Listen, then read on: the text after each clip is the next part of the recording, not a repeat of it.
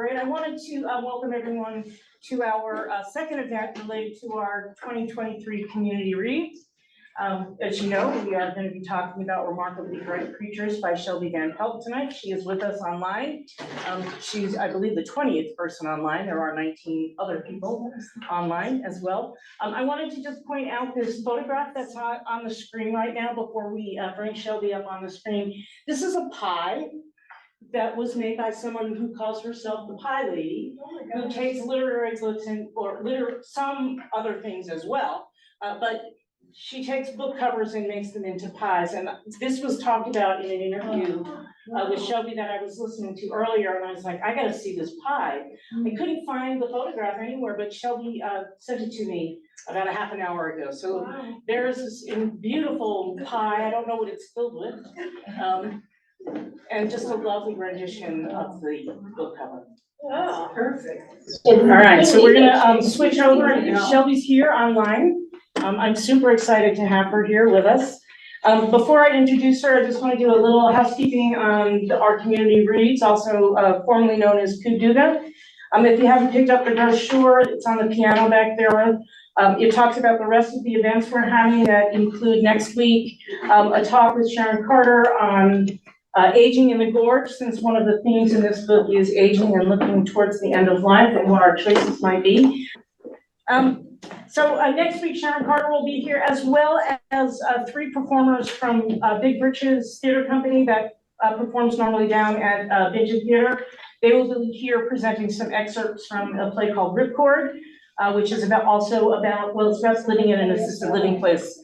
A fabulous play. I'm really looking forward to that. We will also be having a woman speak to us the following week. All of these are on Thursdays at 6:30. She'll be coming to us from Alaska to talk about the giant Pacific octopus, which this woman has raised and released several of them, so I'm pretty excited about that. And then on the last program, all of those will be on Zoom as well, but our last program will only be in-house here, and we'll be showing the critically acclaimed film, My Octopus Teacher. If you haven't seen that yet, please join us for that film. We will also be doing a series of Tai Chi for seniors. We're calling it Octopus Tai Chi with Jenna. She's been doing Tai Chi for over 40 years. I'm super excited about that. And then lastly, we are presenting or holding a program for children called the Octopus Extravaganza, which will be on the 13th. I'm really almost getting to Shelby, but it's important that I take a few moments just to thank our sponsors. We have a couple of people and organizations that have helped us out. We couldn't do it without them. So I really want to thank the Harkin Riders and the cops and the families of Catherine Hewitt and Stephanie, how do you say her last name? Gaioa, something like that. Anyway, these are the grandchildren of Pete, whose photograph is on the back wall. Pete helped us. She sponsored this program for many, many years, purchasing the books, and her grandchildren are going to continue that. And then lastly, I'd like to thank the Ross Bluestone Men's Book Club. They really helped with the financial support, and some of them have agreed to read for us as we move forward to pick the next book. I'm so close to introducing Shelby. Just sit tight, Shelby, I'm almost there. I want to remind you that we do have a voting for your favorite art piece around the room. When we're all done, I'll put the screen up so you can see what's behind there. Please vote only one time for your favorite art piece. The ballot box is on the piano as well. And then the last two things on the piano bench are the application to join the Friends of the Library, who without their support, we couldn't do many, many things here, including this. So if you're interested in helping join the Friends of the Library, that would be great. And lastly, just a small little book list on other books about octopuses. With that, I would like to welcome Shelby. I'd like to introduce Shelby. I'm going to do a quick introduction, and then I'm going to step out of the way and let you talk. I'm supposed to be over here. How am I doing? Welcome, Shelby. Thank you so much for joining us. I know it's late where you are, and you just put your kids to bed. But we really do appreciate you spending some time with us. I don't know if you heard, there's another 19 people online, so picture the room is really full. There are, yeah, exactly. It's a small town we're in. We have 2,200 people in our town, so it's exciting. Anyway, When Shelby Van Pelt isn't writing, she's busy juggling cats while wrangling young children. Her debut novel, Remarkably Bright Creatures, an instant New York Times bestseller and a selection for the Today's Show Read with Jenna book club, has sold over 1 million copies in the United States. She was born and raised in Tacoma, Washington, and she now lives in the suburbs of Chicago with her family. Thank you so much for joining us. I'm going to sit down, let you talk for a little bit, and then I'll come ask you some questions. Thank you, everyone. Thank you. Yeah, thank you for having me. Can you all hear me okay? Yes. Yes. Okay, awesome. It is always so special for me to get to do a Pacific Northwest event because obviously it's a place that's near and dear to my heart. It's my home. It's the setting for my book. And so when this opportunity came across my plate, I just kind of snapped it up. I was so thrilled to be able to come be here with you tonight. I had to fix my face before I came in here. So I tried to slot story time with my children into the space between the tech check and the event. My kids are 7 and 9, and we do read aloud every night. It's like just almost sacred in our house. And we've been reading the book Wonder by R.J. Palacio, or maybe it's Palacio. I might be saying that wrong. But we're about 3/4 of the way through, and there's a very sad chapter involving an animal. And so I was like, oh, I can't believe I'm going to read this, and then I'm going to go on Zoom. And then it just struck me as appropriate because I've had so many people tell me that my book made them cry. And so, well, yeah, I guess sorry for doing that to you if I did that to you. And just know that it can be done to me very easily. I'm a total softie for animals in stories and in the fates that befall them. This is my debut novel. It's the first and only book that I've ever written. It is super exciting to get to talk to community reads programs and book clubs about this book. And by far, the number one question that I get about Remarkably Bright Creatures is just some variation of like, why or how, or like, why would anyone write this very strange concept of a book? So I wanted to just talk a little bit about sort of the origin story and the experience of getting it, from an idea to a book, and then we'll turn it over to some interview questions. I'm really excited to hear all the questions that have been brought together. But really, so the origin story, I wish I had a better story, but the truth is that Marcellus the octopus originally came from a YouTube video. I had just started writing fiction. I was in my early 30s. I'm not trained as a writer. I'm a self-taught writer. I had a totally different career before I tried to do this. But I had just moved across the country for my husband's job, and I had some sort of space between different points in my career, and I decided I'm going to try to write fiction. Like, I've always loved writing. I'm going to make a go at this. And so I was in this headspace of sort of just looking for characters in the world around me. To the extent that I had writing experience, it was like I was editor of my high school newspaper, the Stadium World in Tacoma, Washington, Stadium High School. And so I kind of, I guess, approached it from that mindset of like, I'm going to start from a place of observation and just try to pick up little nuggets of things from the world around me and try to make them into characters and stories.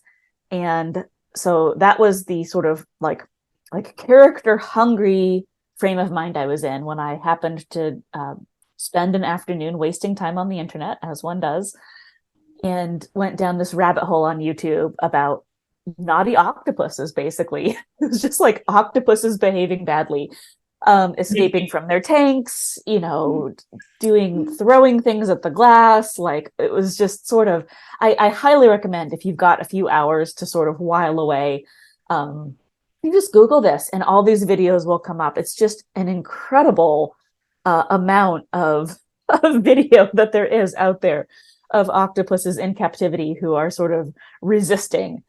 So I thought to myself, well, that would make a fun character, right? I have always been the type of person who, gives voices to my cats. So it didn't seem like that much of a stretch to give this voice to a cranky octopus who didn't want to be in captivity anymore. And so this like kind of curmudgeonly voice popped into my head. I sort of thought about it for a little bit. And then I just kind of filed it away with all of the other little crumbs of things that I had been sort of collecting in my brain.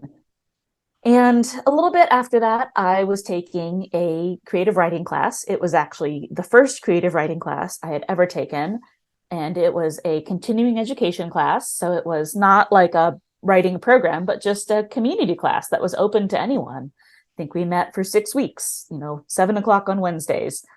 And one of the first things that we did in that class is we got an assignment, a little writing exercise, to just write a scene from an unusual point of view. And so that octopus popped into my head, and I thought, well, that certainly is unusual enough to qualify. And I wrote this little vignette, basically, of this octopus introducing himself and just sort of explaining what was going on around him. In some ways, it was like fairly boring and mundane. There's actually not a lot that happens in it, but it became the first pages of the book. It's really interesting to me that it's one of the things that I feel like was least changed throughout this whole process was this little thing that I wrote on a piece of notebook paper in this writing class. It has a pretty high fidelity to what ended up being in the final version of the book. I was very, very lucky that the instructor of that class, a few of us had, I don't remember if we handed them in or if we read them out loud, but she really liked it and said, hey, I think you should keep going with this. I never sat down and wrote that with the intention of writing a novel, but it, kind of, I guess, hammers the point home to me that sometimes literally the encouragement of one person can be such a deal breaker in terms of whether you pursue something or not, because that encouragement did sort of prompt me to keep writing this character. At that point, and this is probably like 10 plus years ago at this point, I still didn't think like this was ever going to be a novel, but it was a fun thing to write. And so I kept writing it. I started doing a little bit more research on octopuses. I knew that they were smart, but I didn't know a lot of the details about how they interact with their environment, particularly in captivity. And so I started learning and I started writing more.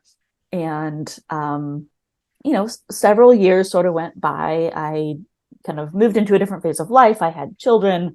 We moved again, started over again in a new city. And it wasn't until about 2019 when I happened to pick up the book Soul of an Octopus by Cy Montgomery, which is a wonderful nonfiction book. Cy Montgomery is a nature and science journalist, and she's just an incredible observer and writer.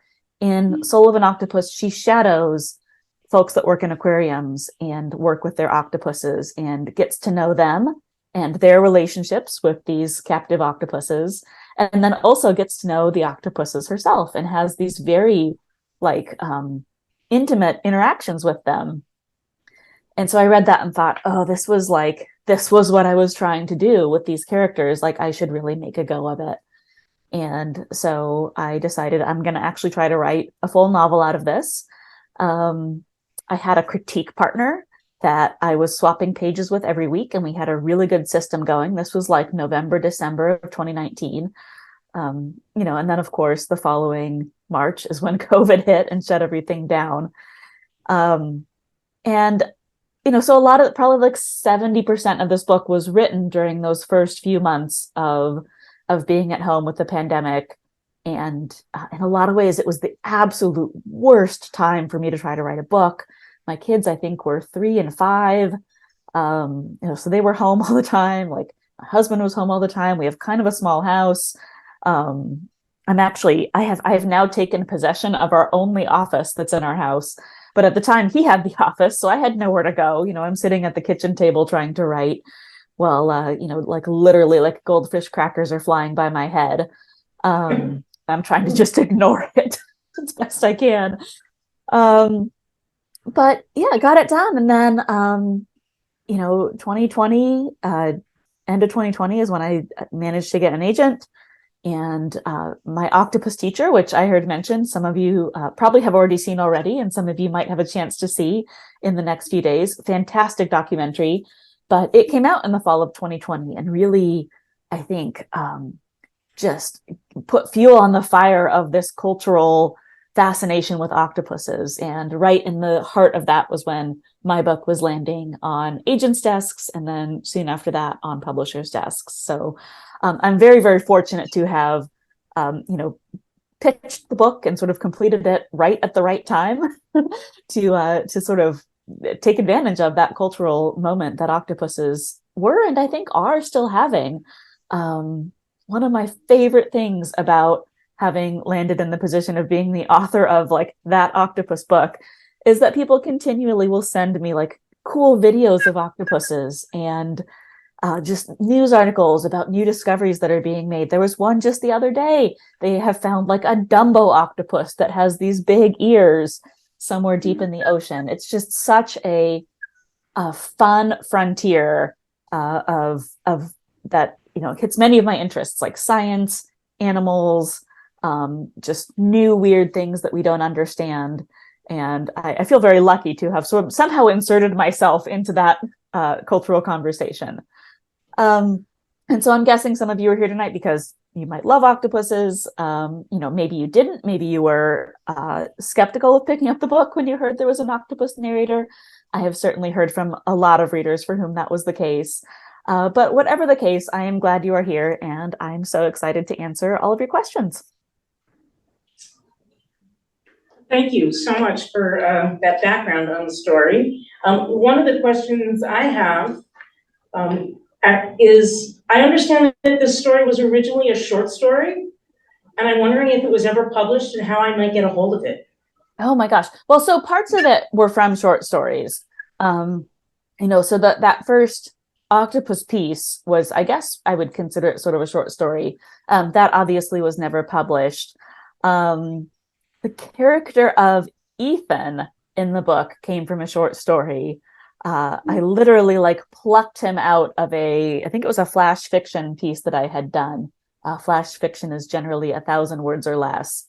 And it was from a prompted competition, flash fiction competition. So we somehow had these bizarre prompts that led me to writing this Scottish American grocer.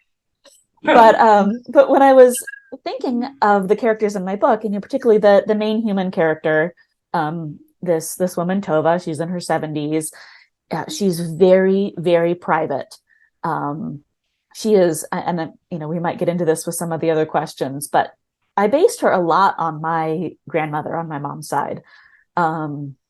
She was also an immigrant from Sweden. Just had this sort of classic Scandinavian stoicism about her. Very, very sweet, and the best grandmother that a kid could ask for. But she's really kept all of her emotions very private. And so I wanted someone who could be opposite her. And I thought, well, what better person to do that than have this be the town gossip who also happens to own the only grocery store. And he can be there kind of collecting all the dirt on the town, not in a very well-meaning way, but it sort of just goes against everything that Tova is.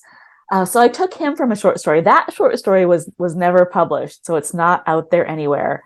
The only other short story connection I can think of is, so in the book, there's the character Cameron. He is this 30-year-old dude.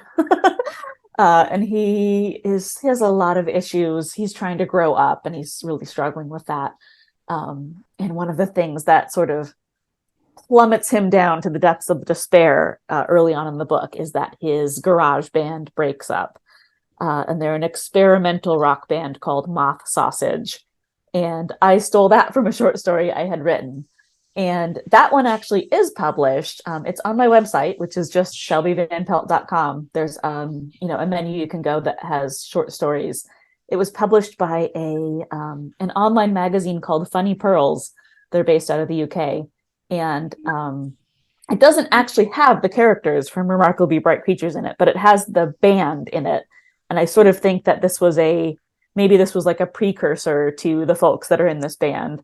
Again, I just sort of stole from my own work because I thought that was such a great concept for a band that was doomed to maybe not be super successful. I don't know. Thank you. I wonder if you have a favorite character in the book, but I also have a follow-up question, which is, whose story is this? Is this Tova's story? Is this Marcellus's story? Or is this Cameron's story? So I think it's Tova's story. It's funny when I was I mean, it is Marcellus's story, but Marcellus is more of a narrator than really the main character. He sort of slips into this role of this kind of quasi omniscient presence that comes in almost like a voiceover every few chapters to, to entertain you, hopefully, but also just to impart observations that the human characters are sort of not capable of making themselves. And he does have a character arc. I love his character arc, but I don't think he's the main character. I think Tova is the main character. Cameron actually was originally designed to be sort of an antagonist. And this really just came from, when I was writing this, I really didn't know how to write a novel. I had never had any training on how to write a novel. So I was Googling how to write a novel and coming up with all of these, websites that have their, write a novel in 30 days. Here's the formula. And one thing that I took from a lot of those, well, one, it did not take me 30 days. It took me longer than that. But, a lot of them would say, okay, you have to have your hero and then your villain. You have to have your protagonist and your antagonist. And so when I sort of first inserted Cameron into the story, my thought was, well, this is going to be my antagonist. He's going to be the thorn in Tova's side. He's going to stand in her way. But the more I wrote him, I'm like, he's not actually a bad guy. He has his own arc. He has his own thing.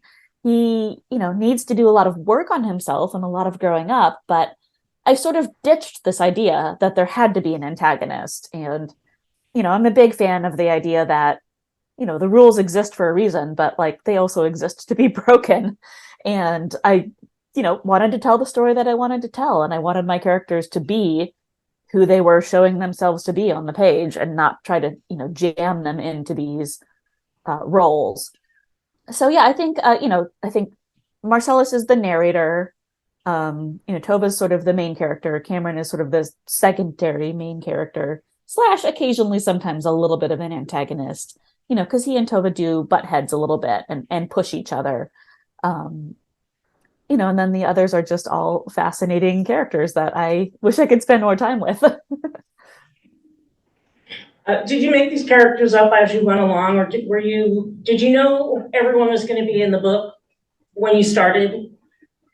Yeah. So who was in the book to start with? So it was first Marcellus, then Tova, and then Ethan actually was the next, because I was like, okay, I've got the Tova. Now I need to have someone who can, be in a scene with her and do something that has some tension. So I brought him in. Then Cameron came in. Cameron's Aunt Jean came in along with Cameron. I originally had a couple of other storylines in there. There was like a neighbor of Tova's that had a pretty significant storyline that ended up just sort of calling that a dead end and backing out of it because it wasn't working. The addition of Avery, who is sort of Cameron's little burgeoning love interest, was a relatively late addition. Like, I kind of didn't know that she was going to be in the book until I got to that point in the book and was like, oh, it feels like here's a 30-year-old guy who's single, newly single. His girlfriend had broken up with him. Like, I think I should give him a love interest, or, a lot of my critique partners write romance and rom-com.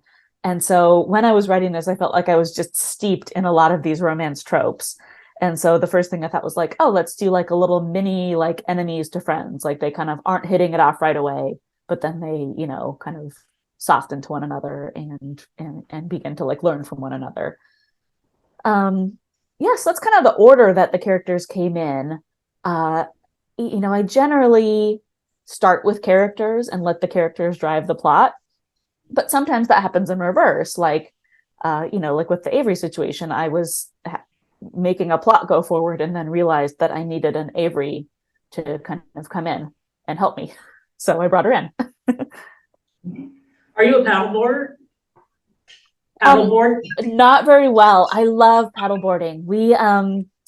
So we spend a lot of time in Montana, specifically in Northwest Montana on Flathead Lake is kind of our getaway that we like to go to when we escape the Chicago area, particularly in the summer. And I love paddleboarding.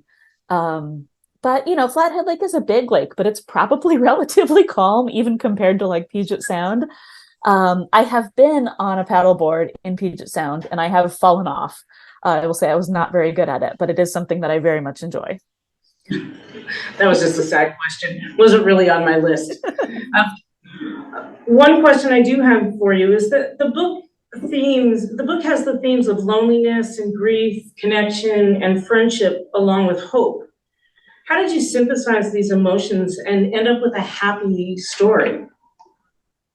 Well, so I tend to think of, when I think of what do all of these like main characters have in common, I think the main thing that they have in common is that they're all stuck. And throughout the course of this story, they get unstuck.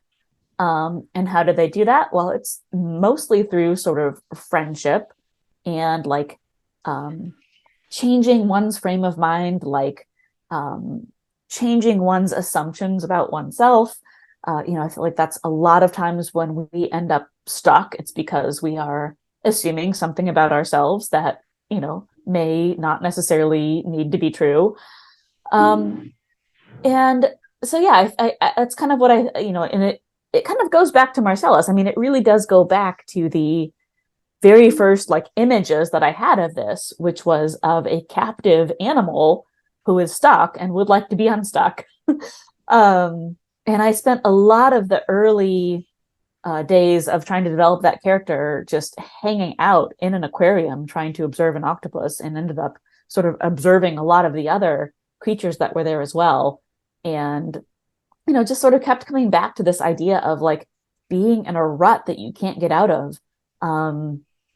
There's a scene in the book where Tova comments on like the sharks that are circling the tank and they just can't ever stop.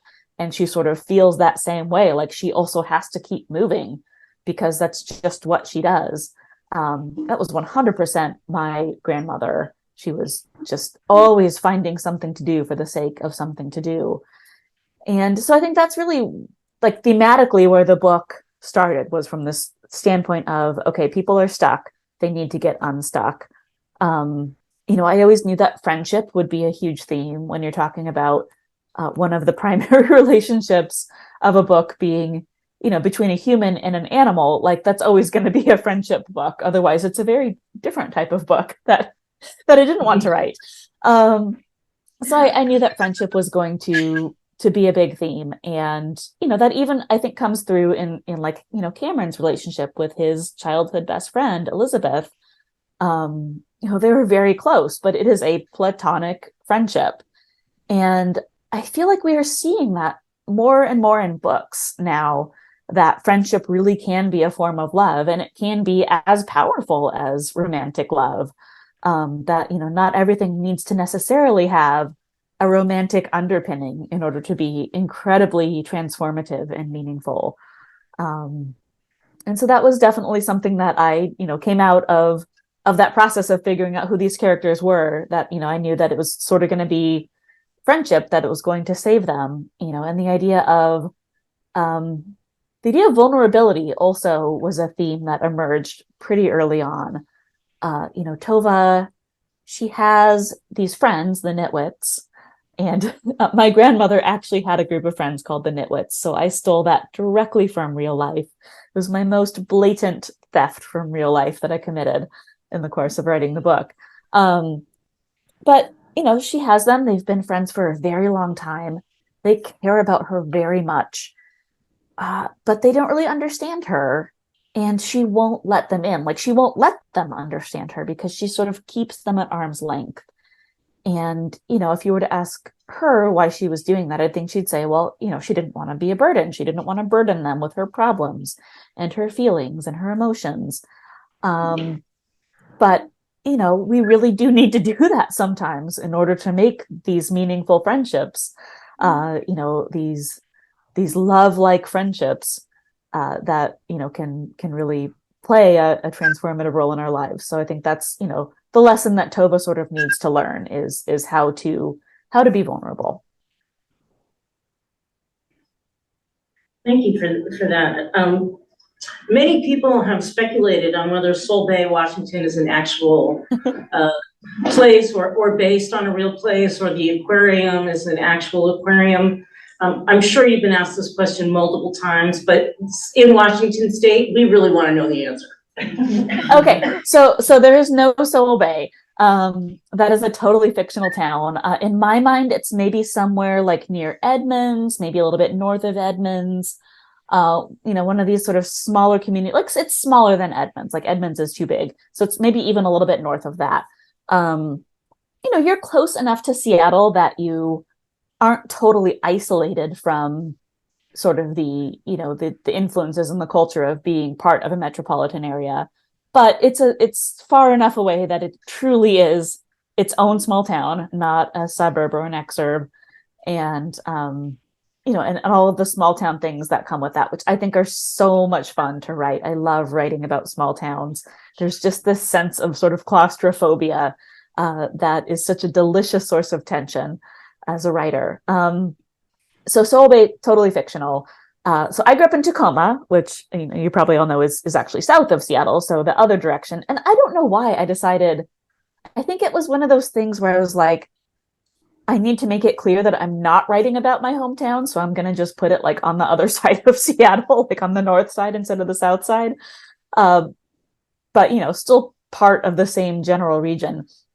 In Tacoma, we have the Point Defiance Zoo and Aquarium, which when I was growing up was one of my favorite places to go. And they had, when I was little, I think it closed in 2016, but they had the aquarium there was this cement round building, kind of a dome. I always thought it looked like a mini version of the Tacoma Dome, but like without the blue. It's just like gray, this gray dome. And I loved it. I think my parents hated it because it was gross. It was kind of smelly and dark, and there were no windows. And like the floor was always wet. And you're like, why is it wet? Why does it smell bad? But I just thought it was such a fascinating place to go. I loved the sense of intimacy that you got with the creatures that were there.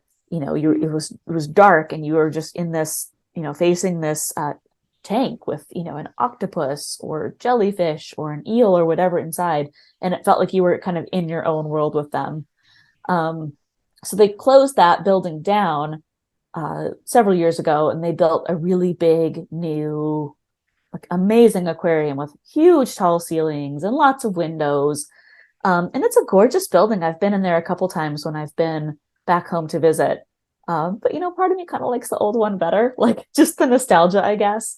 So yeah, it was definitely that nostalgia that drove the creation of the fictional Sol Bay Aquarium. It is very, very directly based on the old Point Defiance Aquarium.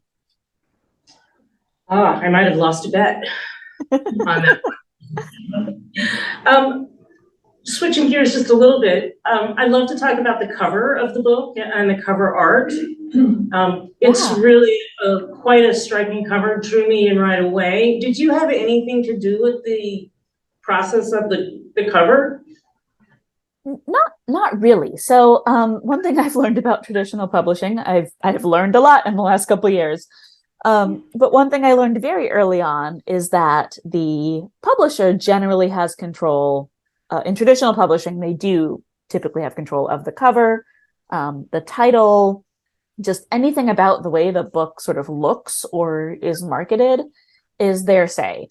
And I had heard of authors who kind of had it be a little bit of a battle with their publisher, like they didn't like their cover, or they changed their title, or just were otherwise unhappy with the direction the publisher was going. So when I knew that the cover was coming, I was almost just kind of steeling myself for a fight about it. And I have to say, when I got the mock-up of the cover art, there was no fight. I was just like, this is amazing. It's perfect. Let's do it. I think only thing I think we changed, there were some, these were like pink in the original. And I was like, can we not have them pink? I think they'd look better green. And they made them green. And then they went with it. I think it was really amazing that they went with a fairly literal cover.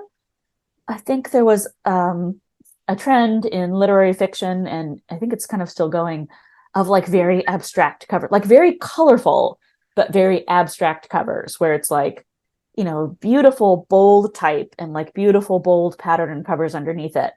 But you can't really tell what the book is about. um, and that works for some books, but I really felt strongly for my book that I wanted people to know that there was an octopus. I didn't want people turning that page and being surprised. And I think having an octopus front and center on the cover really accomplished what I had hoped the cover would accomplish, which was like, hey, what's this book about? Well, this is what it's about right here. It's a friendship between a woman and an octopus, and it's right there on the cover. So, occasionally people will be like, well, I didn't know it was going to be an octopus narrating it. And I kind of can fall back on being like, well, it was on the cover, But yeah, it's Vivian L. Rowe is the artist. She works for HarperCollins. She did an original watercolor of the cover, and then they digitized it, of course. But it was just amazing work. You just briefly mentioned that sometimes they change the title of the book. Is this the title that you worked with, Remarkably Bright Creatures, or did it have a different title? This was my title. This title was hard fought for me during my drafting process. Throughout most of the years on and off that I spent drafting it, I actually didn't really have a title. It was just saved on my computer in a file called Marcellus. It was like, Marcellus V22 dot final dot like really final dot like no more edits, whatever. We try to convince ourselves that something is done and it's not. But it was when I was getting ready to query the book to agents, and I had to write a cover letter. And that was like, it was sort of a bonehead moment, but it was like, oh yeah, I need a title. I ended up doing this title exercise that a writing buddy shared with me. And it had you sort of mine your book for like tidbits of things that jump out at you. They sort of ask you all these questions about like people, places, names of things, like favorite quotes, and you put them all in this spreadsheet. And then it has you sort of map them into existing title structures. So, like one example of a very popular title structure lately is like the something something of someone. The Invisible Life of Addie LaRue is the one that always comes to mind. Or, where the something does something, where the crawdads sing. I feel like there were a bunch of those that kind of followed that format. And so mine really took from the tradition of almost like a cliche or a turn of phrase as a title. And the one that I think most closely mirrors it is the book Such a Fun Age by Kylie Reed. And that's just something that like people just say that all the time. I'm like, what does it actually mean? And I remember in my research, every time you'd pull up an article about octopuses, there was always a line in there that was some version of, octopuses are remarkably intelligent. Octopuses are incredibly bright animals. Octopuses are miraculous creatures. And so I just sort of mashed those together. And, I think the phrase actually was on Marcellus's plaque. I had used it sort of, ironically, just taking from these source materials that I had read and trying to think of, well, what would be on a very generic description of an octopus? And so I pulled that in as the title, and then I sort of realized that it could have this double meaning. And I actually I had the double meaning in there, but I just didn't have the exact language around it. And I loved it so much. At one point, my publisher did raise the question of, should we change the title? And I remember my agent just like fired back this email immediately that was like, no, we're not changing the title. She was just so insistent that, this was the perfect title. And in the end, we had a discussion about it, and we did a little brainstorming, and thought, well, what else could we do? But like nothing else even came close to being as good. So I like to think I sort of won that battle, but it wasn't really a battle. It was just a discussion. Would you say Remarkably Bright Creatures fits into any specific genre? I mean, so when I was pitching it to agents, doing the whole like query letter, you're cold querying, you're just sending this to literary agents trying to get representation. I pitched it as upmarket fiction, which I think it is. I mean, that's basically book club fiction. And I think it fits very nicely in there. There is this element of fantasy. But it's not totally unheard of to have upmarket fiction with an element of fantasy. I remember I think I used the book Nothing to See Here by Kevin Wilson as one of my comparable titles. It's a fantastic book. And it's this totally normal world, but there's our children. It's a story of a nanny and the children that she oversees. And the children burst into flames when they become agitated or angry. And so I thought that was a good, like, okay, it's not, you would not consider that a fantasy book. Like it's realistic, but there's just this one thing that is sort of off of reality. And so I think that's sort of where my book fits. And I've had the enormous pleasure of meeting Kevin Wilson since and talking to him about where our books fit. We're both sort of in this like weird, I don't know, like weird fiction. And I feel like every time I go to a literary festival, I'm always on a panel with the other people who have like weird animals in their story or like, it's kind of a category of its own, I guess. I don't know if it's officially recognized as such, but I like to think that slightly weird upmarket fiction should be a category if it's not. I don't think we have that in the card catalog. Not yet. Does anyone else want to ask a question? I monopolized the microphone. I do have more questions to ask, but I wanted to open the floor to anyone else. Yes, go ahead. What was your process for finding a publisher? So my process was very traditional, I guess. Most of the really all of the major traditional publishers require you to have an agent in order to publish with them, with very few exceptions. And so if you're trying to publish traditionally, your first step always is to query agents and find representation. And so this is sort of what I was doing in the late summer of 2020. I had my manuscript finished. I had it beta read by some of the people in my writing group. And I felt that it was as polished as I could get it on my own. It was ready to go. And so I sent query letters out to about 5 agents. And I sort of aimed pretty high. I had friends who had been in this process of querying their novels for years. And, there are a finite number of agents. So I figured I was going to rip the Band-Aid off and just go for like a handful of agents who I thought were fantastic, but probably would not give me the time of day because they were, very esteemed in their industry. And 4 of the 5 of them did not give me the time of day, no response. But one of them, who eventually became my agent, really loved the book, really connected with it. And so she agreed to represent me, which was like just one of the most surreal moments, I think, of my, short writing career so far was, I remember my kids were home. Like my husband was on like a business trip.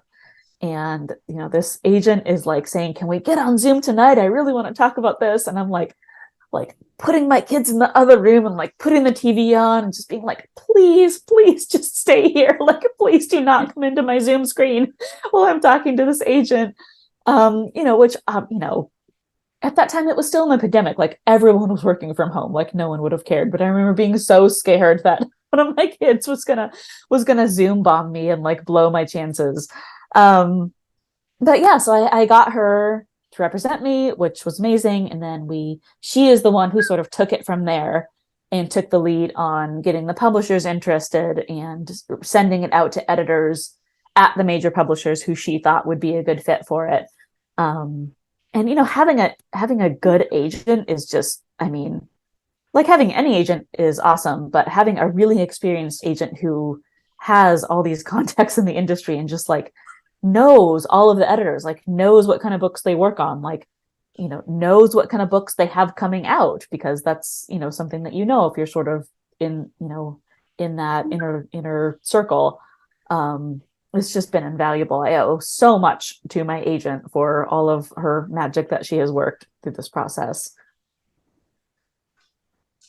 Do you have a new book coming out by any chance? Nothing officially. So I'm working on writing a new book, but I'm still in the writing it phase. So, I only signed a 1-book contract with my publisher, which is what my agent advised me to do. She was like, you don't really want the pressure of having to do a new book. This is just going to be like a life-changing experience by itself, having this book come out. And I'm so grateful that she did that, because, I'm plugging away at it, but it's slow. Like, I'm still out on book tour. I'm still doing events. I sort of am fitting the drafting of the book in the cracks between all this other stuff that's going on. So it's coming along, but it's coming, probably more slowly than I would like, but, it'll get there eventually. Any other questions from the audience? I think there was a question on Zoom. Yeah, that was you. Okay. One question I have is that Remarkably Bright Creatures hit the book stands with a bang. I mean, one day we heard about this book, and the next thing I knew, everybody had heard about this book. I thought I had discovered it myself. And I'm kind of wondering what do you attribute that immediate success to, and how has that changed your life? Yeah, that's a great question. Well, so being a Read with Jenna pick, I think really boosted those early sales. There are people out there, some of them I've really become good friends with, and I actually am one of, like, I read every Read with Jenna book. Like, when she announces her new pick, that's like, it's an auto buy from my bookstore. I have all of them on my shelf. So I think, that definitely propelled a lot of that early success. So we hit the New York Times bestseller list at number 15, which is the last spot, the very first week, which is, instant New York Times bestseller. And I was, obviously so thrilled. But then it didn't hit the list again the next week. And I kind of thought, all right, well, that was great. That was exciting. And, it's kind of gonna just roll slowly downhill from here. What actually ended up happening is, I think a lot of book clubs picked it up. A lot of libraries started promoting it, just a ton of word of mouth. And we actually ended up going back onto the New York Times bestseller list in January of 2023, like 7 months after the book had come out. And I think it was a lot of these, like, a library puts out their top 10 books of 2022. And there were so many of these going around in December of 2022 that I think and then holiday sales, it's a very giftable book. So I think, holiday sales were particularly affected, the sales with it. And we went back on the New York Times bestseller list. We're not on currently. It's been a very competitive last couple of weeks. But it's been just on and off of the hardcover list ever since last January. I think we have like 26 cumulative weeks since then. So it kind of had this like renaissance several months after it was published. And, I really attribute it to word of mouth, to people recommending it and buying it as a gift, or, just all of these sort of, it's not like the publisher advertised it to get it there. I think it really is like this kind of grassroots organic thing that has happened, which is just, it feels so special to me as the author. There's no higher compliment to an author than, to take my book and put it in someone else's hands and say, hey, I think you would like this. I mean, it's just, it's going to make me tear up. Ruth, we do have a question online. Yeah, I saw it, and it's a great question. The question online is about the audiobook. which is a fabulous rendition of your book. Did you have any input, or did you get to pick the actors, or can you just tell us a little bit about the audiobook? Yeah. Okay. It is so good.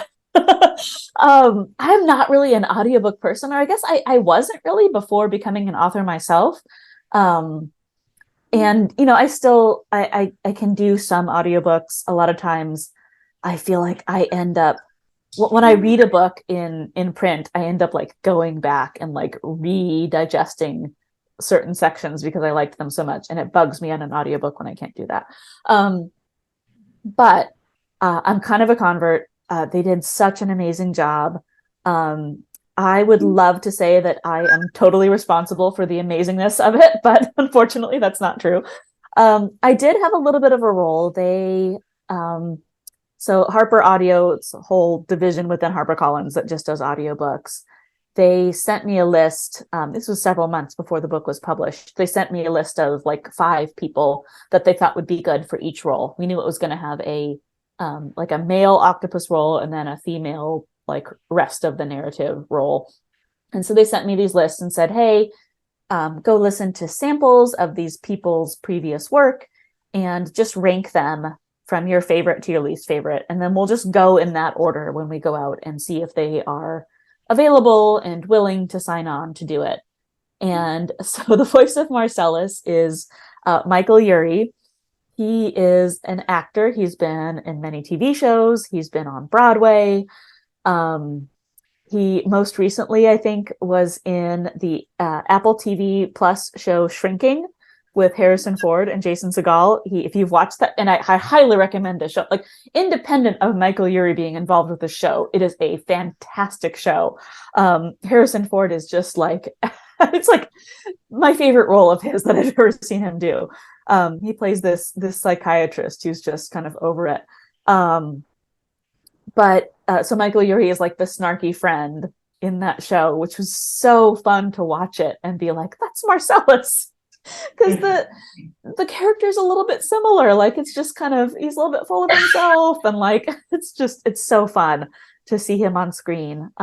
He was also in Ugly Betty several years ago, so he's been in a bunch of stuff. The fact that he would agree to do a debut novel, like a weird debut novel at that, was just so incredible to me. And then the rest of the narrative, which really is like 80% of the book, is done by Maren Ireland, who is just a superstar in the audiobook world.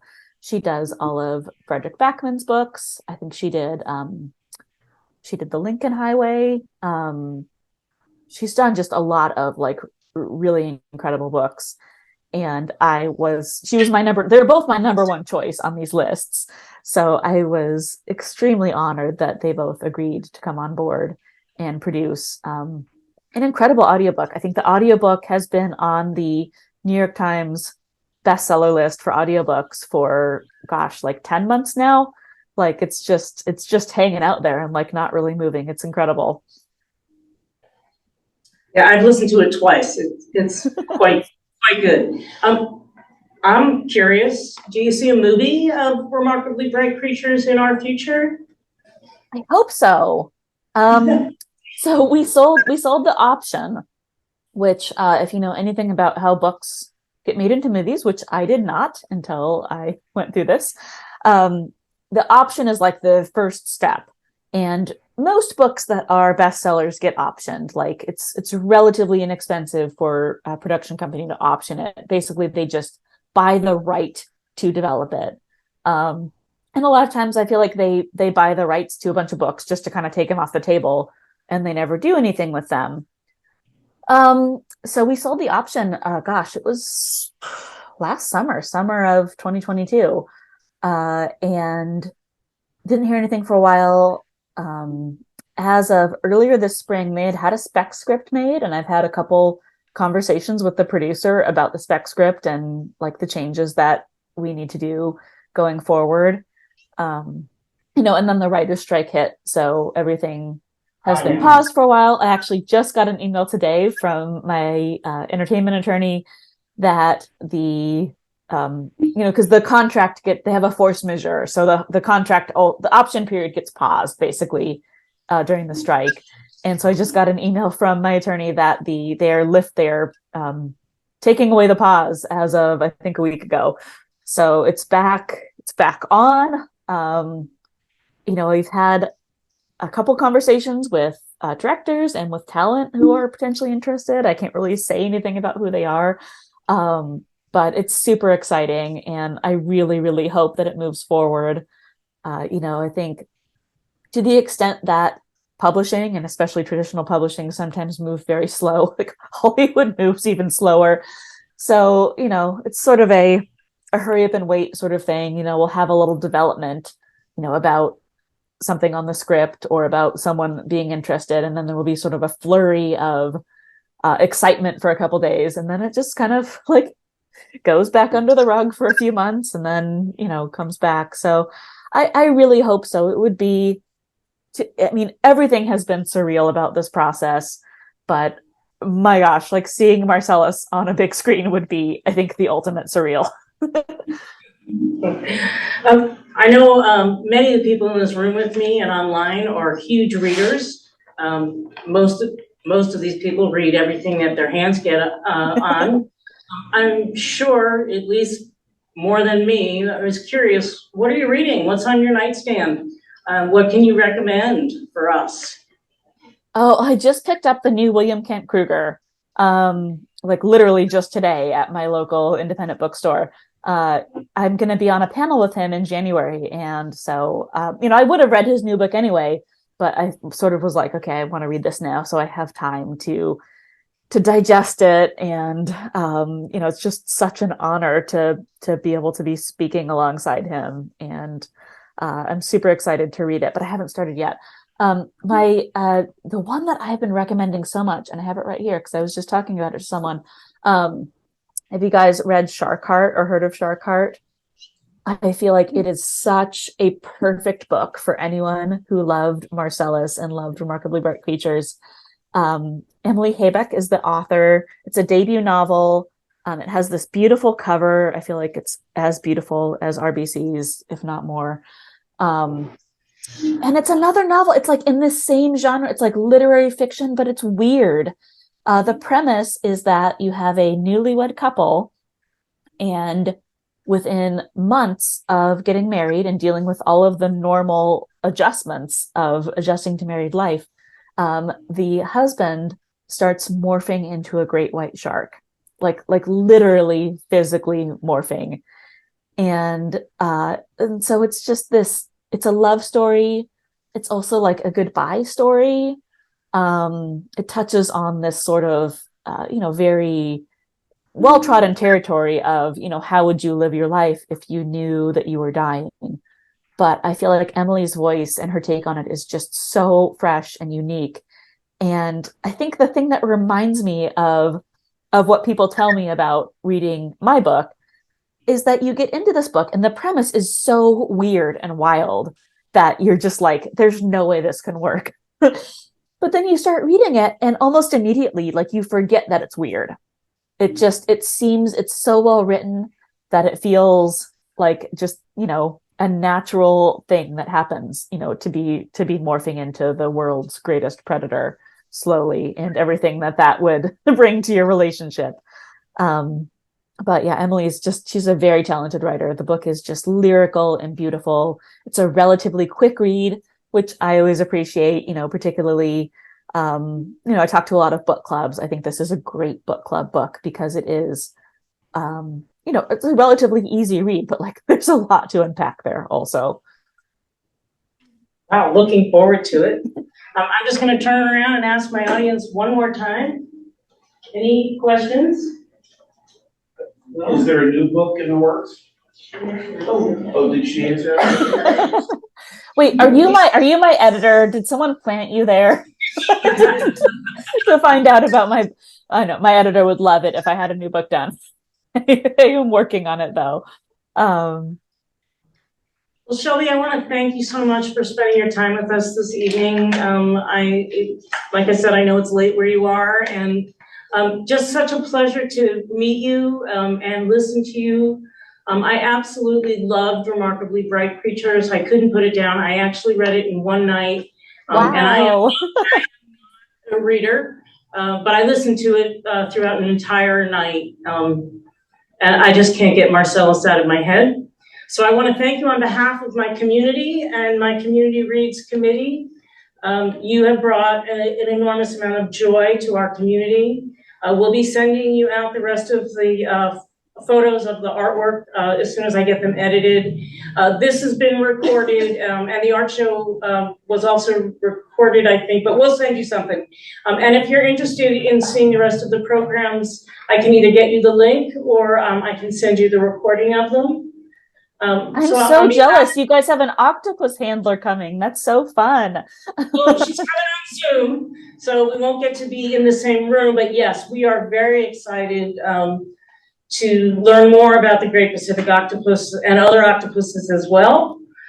You've really opened our eyes. There's just a note on chat that says thank you so much. Chat is blowing up with those thank yous. And again, on behalf of White Salmon Washington and surrounding communities, thank you and have a lovely rest of your evening. Yeah, thanks. You too. Thanks for having me. Bye-bye. Bye.